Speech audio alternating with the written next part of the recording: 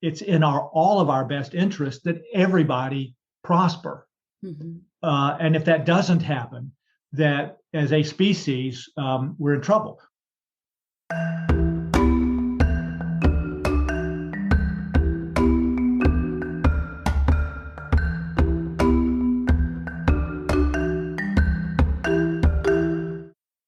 Hello and welcome to Self Talk. I'm Rachel Astarte. Today, my guest is Blair Abee. He is an author, poet, educator, YouTuber, and ordinary mystic. He's written 5 best-selling books at Amazon Books on the subjects of meditation, mindfulness, manifestation, and other related topics. Welcome, Blair, to Self Talk. Rachel, it's really nice to be with you this morning. Great. So I would love to get started by you sharing a little bit with the listeners about what caused you to get on the path that you're on. How did you come to do what you do? Yes.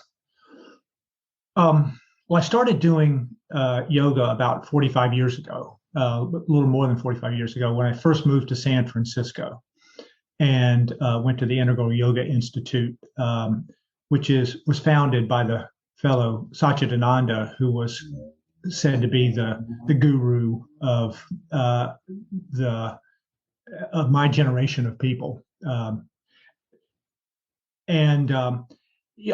of the yoga practice was always ended with meditation, and that was my favorite part.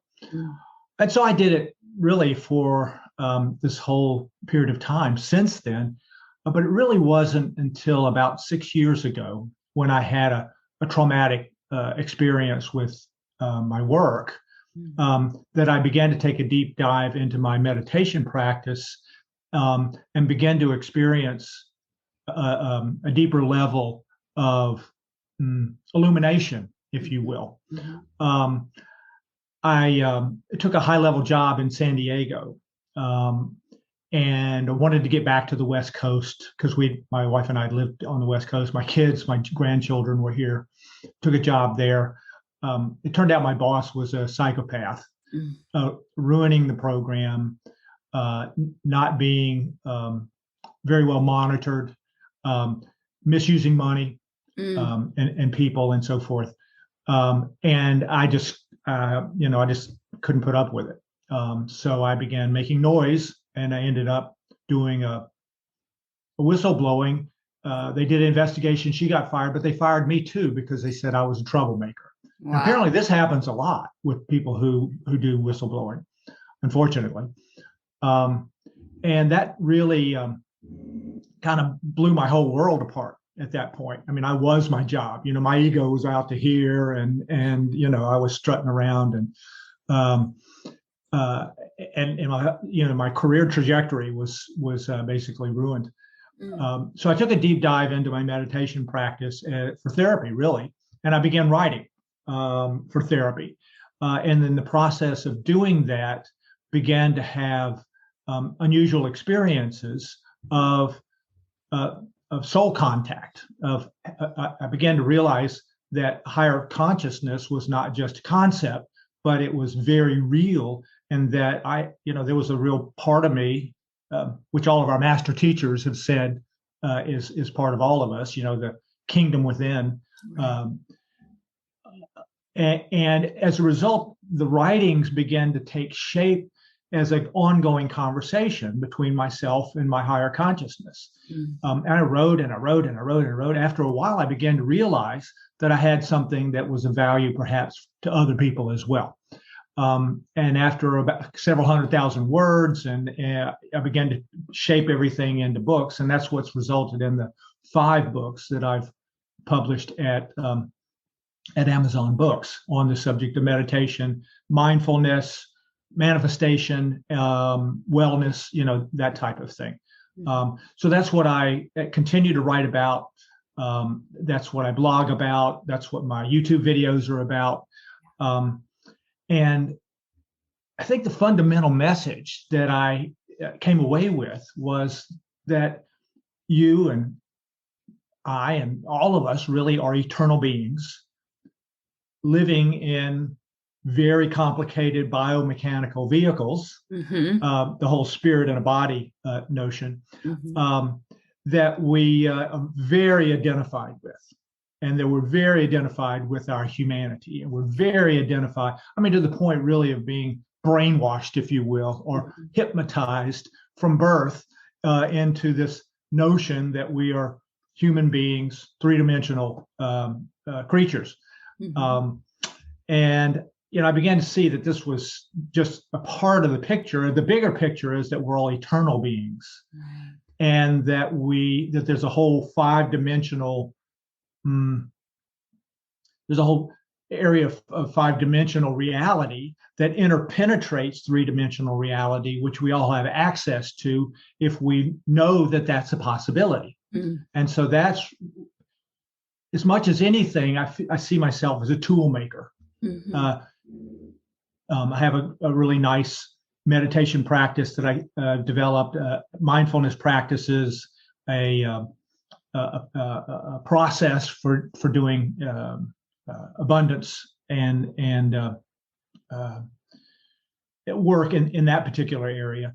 And so I've developed these tools, and that's what's in my book, are the tools that people can use to jumpstart their meditation practice, for example, and to have an experience of soul contact early in the process of learning meditation if they're new, or if they've been doing it for a while, perhaps a new experience of their meditation practice. Oh, beautiful. And there are so many areas that I want to touch on there, but let's first start with the eternal beings concept, because this is absolutely fascinating and true. It's what, when I think about it, it's and you were talking about this connection we have, this very that we're sort of bound into these meat suits, as my spiritual advisor calls it, and we're very identified with them. But if we think about, and I'm also a science geek, so I love right now how science and spirituality is beginning to court each other a little more. And I feel very strongly that some connection is going to be, more widely accepted. But having said that, the science part of it, energy never dies. It just changes form. We are energy. That's anything around us is vibrating light, basically. Yes. So in that regard, we're all connected. In that regard, we are all vibrating at different frequencies and that kind of thing. So if that's the case, when we die, we as this iteration may pass, but we never really leave the collective in one way or another. So is that sort of along the lines of what you mean by eternal beings? Yes. My experience, my knowledge about that is that when we basically take our last breath on this side, we then take our next breath on the other side, returning to that close relationship that we have with our soul. It sort of merges back into soul contact, and that is the energy that ultimately comes back into the body in the next iteration, in the reincarnation iteration, so that we're constantly evolving over time in new meat suits with lots to learn, and for the purpose really of growth and evolution.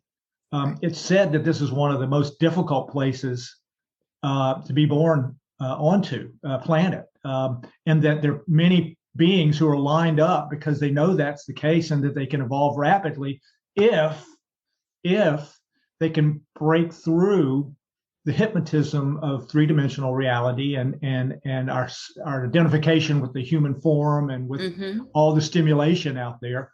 And that meditation is one of the best ways to get in touch with that, because as you begin to meditate and as you begin to go into that silence, you begin to realize, well, this is a meat suit, and there's what's your consciousness or awareness is not tied to the meat suit. It's a whole different experience that you have, and then you begin to see your connection with the rest of eternity as well. That you're a single consciousness within the greater consciousness. The drop of ocean water in the ocean itself.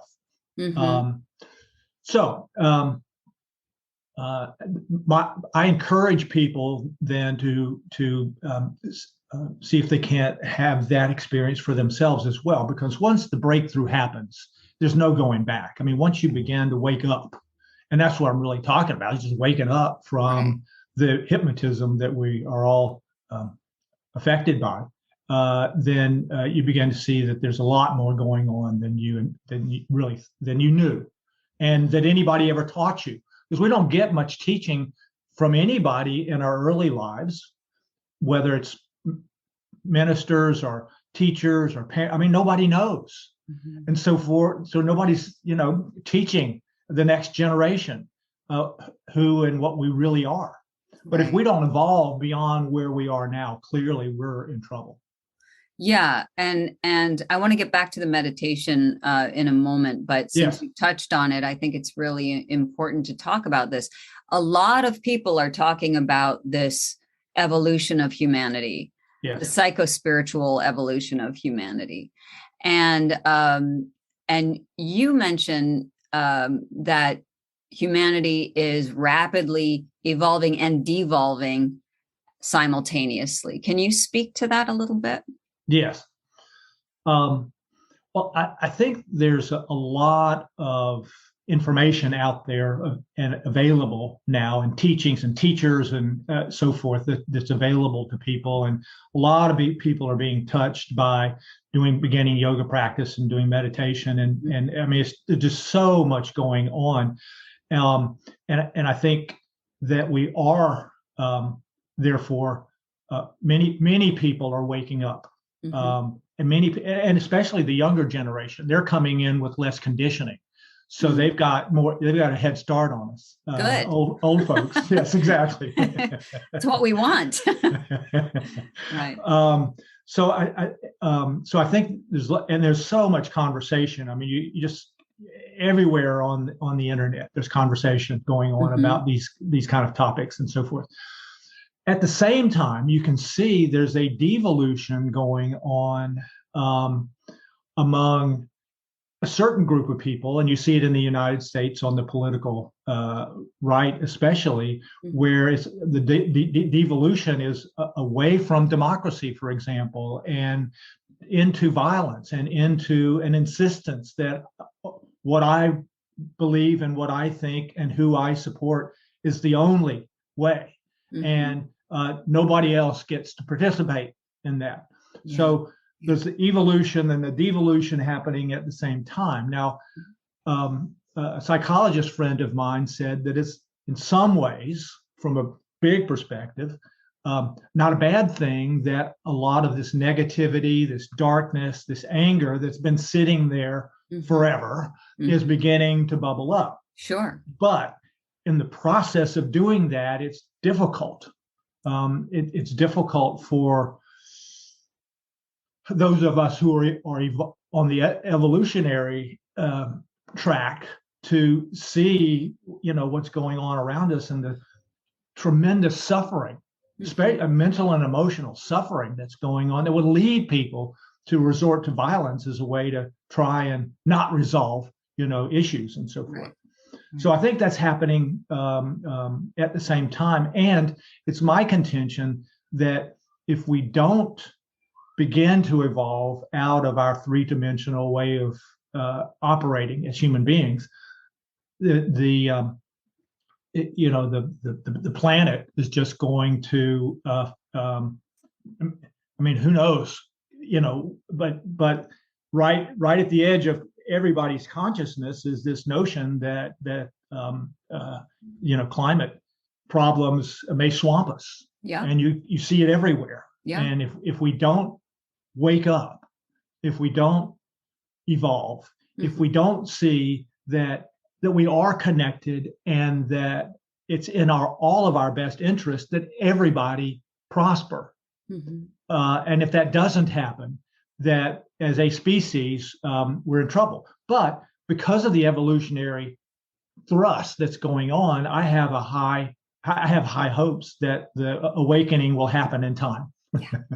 Yeah, I agree with you. I agree with you. And I mean, it's fascinating to be in a position where you're watching what's going on, and as you mentioned, a lot of it is horrifying. Yes, but to also see, as your psychologist friend said, that's not necessarily a bad thing. It's almost like humanity is going through their own dark night of the soul. Exactly. It's what I call the ring of fire, right? So yes, there you go. When we talk about that, I don't know if you've ever heard this saying, it's a childbirth saying that the ring of fire is the moment before the baby's head passes through. And it's extremely painful for anyone who's gone through natural childbirth, but it's that last moment before the baby's head is out. And then after that, it's all downhill from there. But it's that last moment of extreme pain. Right. And that's what I kind of feel like humanity is going through right now, is this ring of fire. And at the other end is a birth of something beautiful. And necessarily, some people are not going to wake up. Right. And then we bring in the whole concept of the bodhisattva. And, when we keep coming back to get everybody on board, so I will keep returning until everyone is awake and enlightened. Yes. So that's a really beautiful point to bring out. So let's get back to the meditation. Okay. You have what you refer to as a new and improved meditation system. And I wonder if you could talk about that, how it works, why it works. Sure. Mm-hmm. Well, it's very simple, actually. It's a process that begins with sitting, taking some deep breaths, getting comfortable, and then saying to yourself, peace, be still, as a way of kind of programming your mind to quieten down. Okay, it's time. It's like telling a kid, okay, time to quieten down. Mm-hmm. Peace, be still. And then several open-ended statements that allow for a response that can be startling. Mm. So the first open-ended statement is,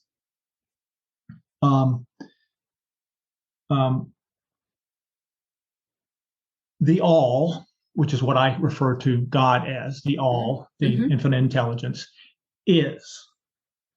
And then stepping back or sitting back a little bit and seeing what kind of response you get from the universe about what it's all about, or what it is, or what it's composed of, or its isness, or whatever. Then the next open-ended statement is higher consciousness is, or soul is. And then again, stepping back. Now, my experience is that my soul was just itching to make contact. I mean, as soon as I opened to it, it just sort of came flooding in. It's like, what been waiting lifetimes for me to invite it, but I had to invite it. I had to open to it in order for that to occur. Well, this is the same sort of thing. Higher consciousness. I use the term high C for my soul. High C is, and then stepping back and letting spirit, letting soul answer almost in a dialogue by opening to that. Third step is to just say, I am an eternal being, and letting that sink in. And then the fourth step is to acknowledge that I'm one with the all, I'm one with my higher consciousness as an eternal being. And then making taking some breaths, getting that experience, and then illuminate, elevate consciousness.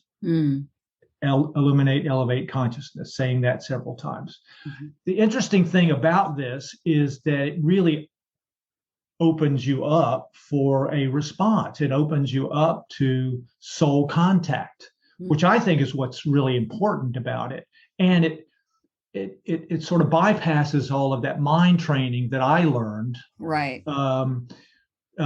Because it's not about trying to wrestle the wild stallion of the mind, into submission, but instead it sort of bypasses all of that and goes right to the experience of the kingdom within, or those things that our master teachers have said in each of our major religions, that inside of us is a whole world that we're not tapping into, and they were trying to get us to see that was the case by virtue of the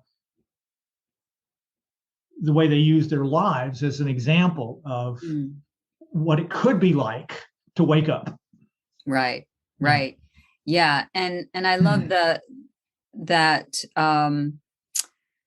the process that you're describing, because so many people, and I encounter them in my practice as well, are pretty averse to meditation because of that concern they're going to do it wrong, or that they'll never achieve enlightenment. What's the whole idea of having this goal, right, of what meditation is really for.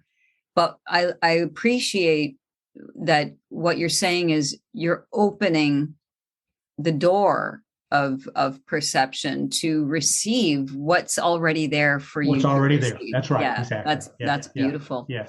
I'm going to take a leap here, because one of the questions that I wanted to ask you is, and again, a lot of people associate meditation with Buddhism, but it isn't necessarily that at all. And in fact, you talk or mention a little bit about Christ consciousness, which is another area that I love to talk about. So could you describe for listeners how you define Christ consciousness? Right.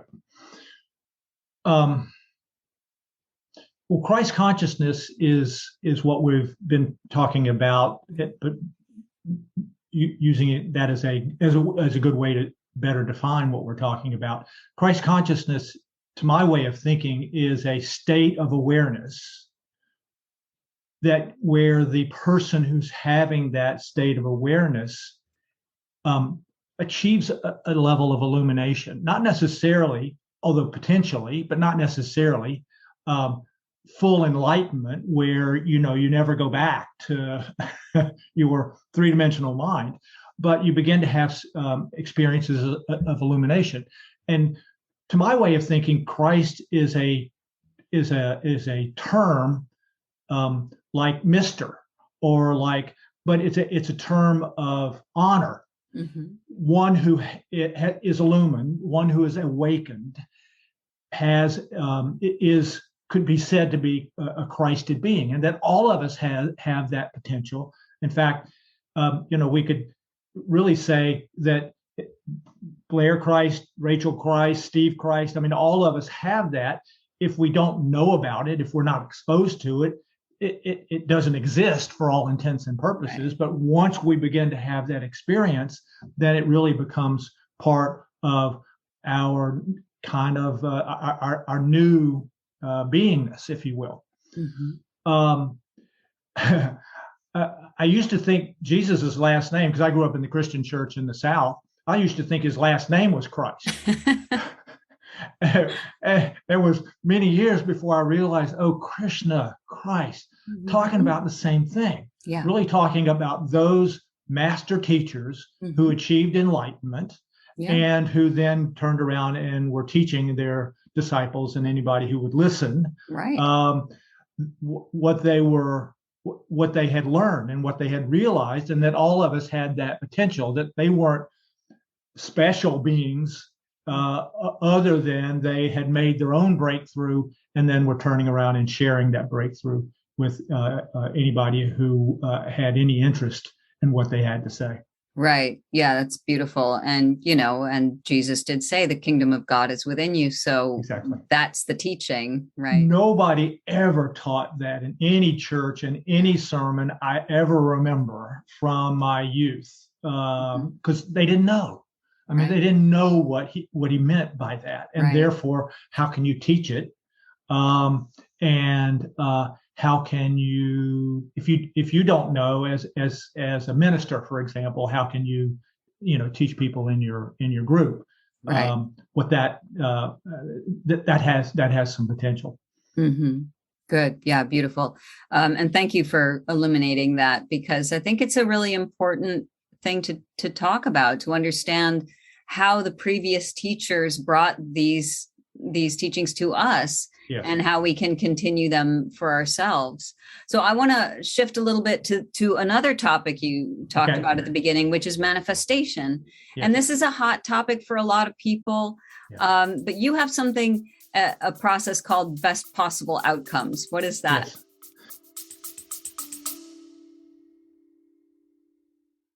Hi, it's Rachel here. If you'd like to dive deeper into your own self-development, but you're looking for an alternative to traditional talk therapy, I think you'll love the Foundation of Self Immersion program.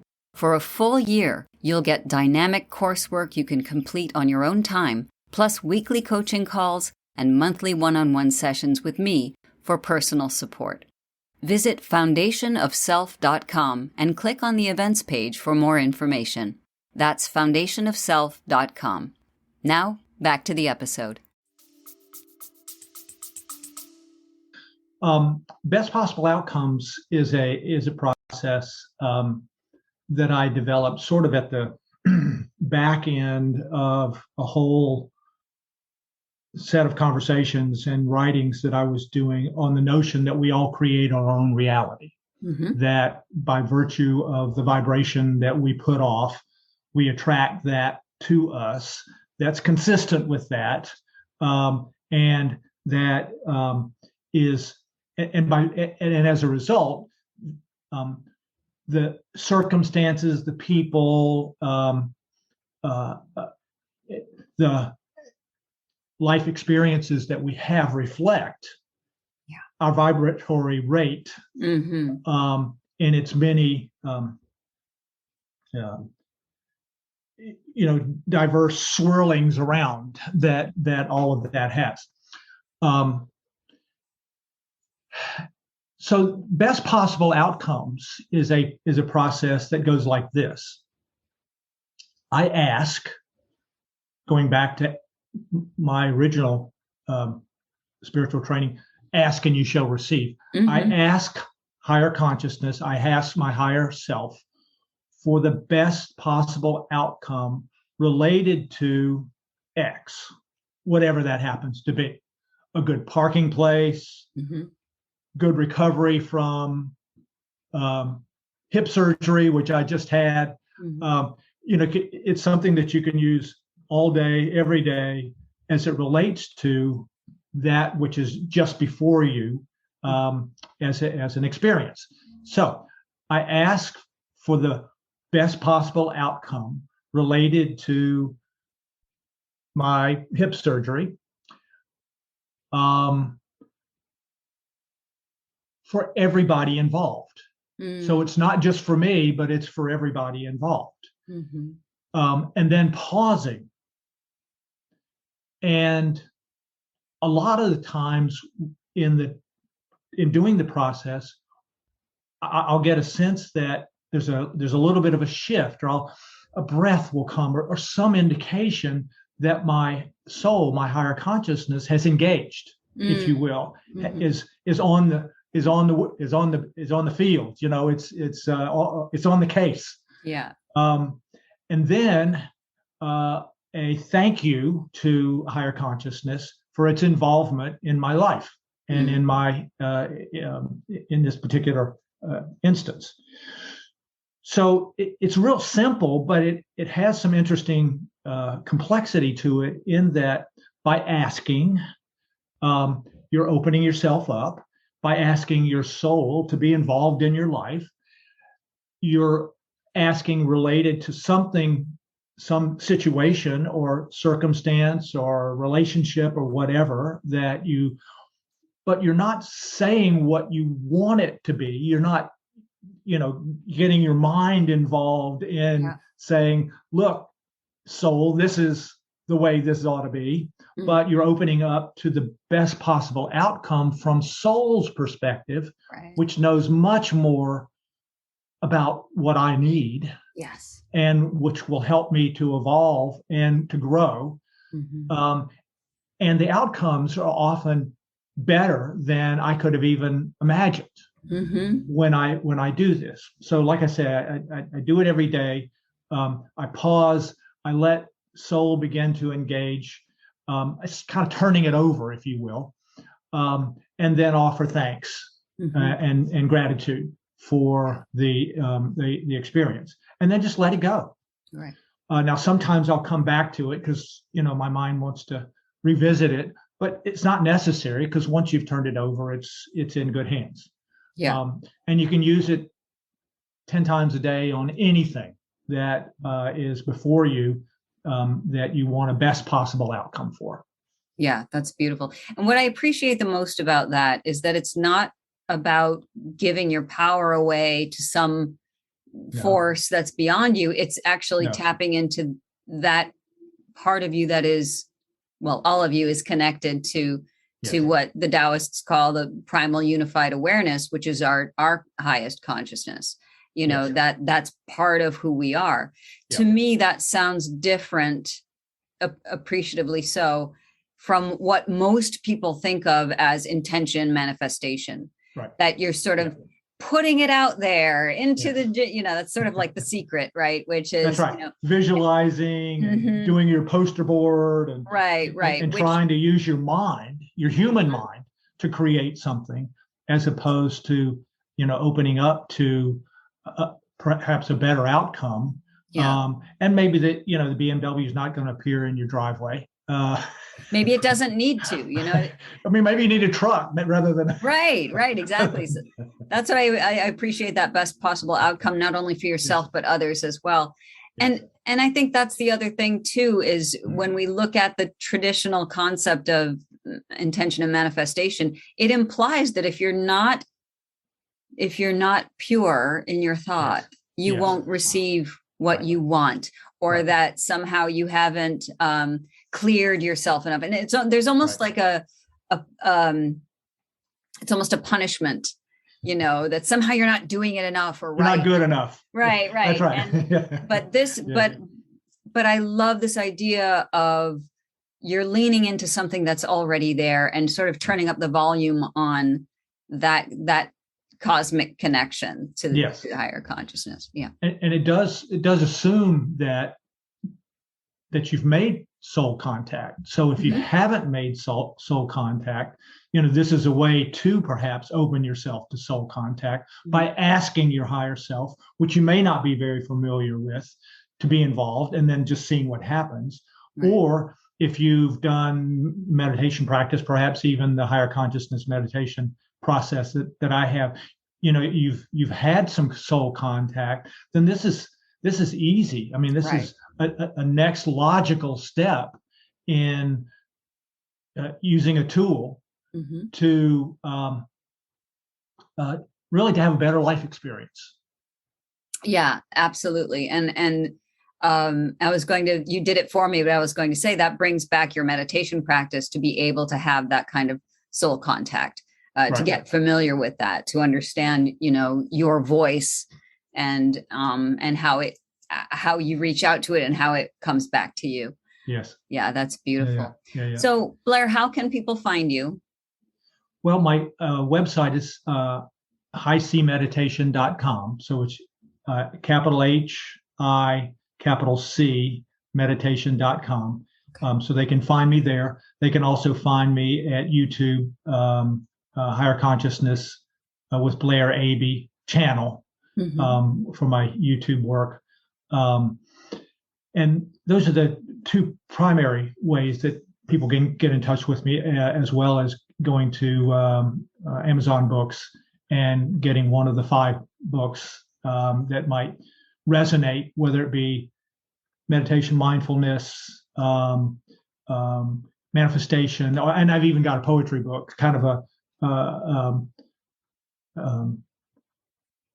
spin-off of Rumi, as my acknowledgement of all of that in verse, which was kind of interesting to do. Wow. And Wow. a lot of fun. So yes, that's all of those ways. And if people go to my website, they can get a free copy of my first book, which is on the amazing benefits of meditation. And it goes into a lot of the scientific research that's been done about meditation and why meditation works the way it does to help with body ailments and so forth. They can get a free copy of that, and they can also get a free chakra meditation bracelet by going to the website and becoming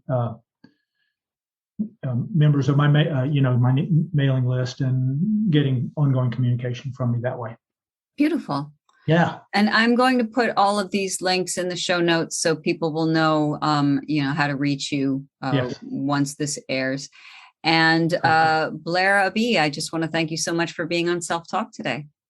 I loved it. Thank you so much.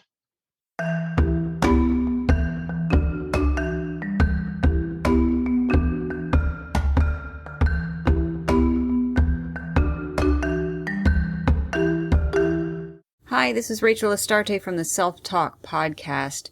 I'd love for you to send me your emails with questions or stories about yourself. What are you looking for? What are your questions? What are you grappling with in your own personal life that has to do with your identity, with yourself, with your very existence? These are the things that we're going to talk about during the podcast. And go ahead. It's all right. Get deep. I can handle it. So send them to Rachel@selftalkpodcast.com. And I'll see you on the next episode.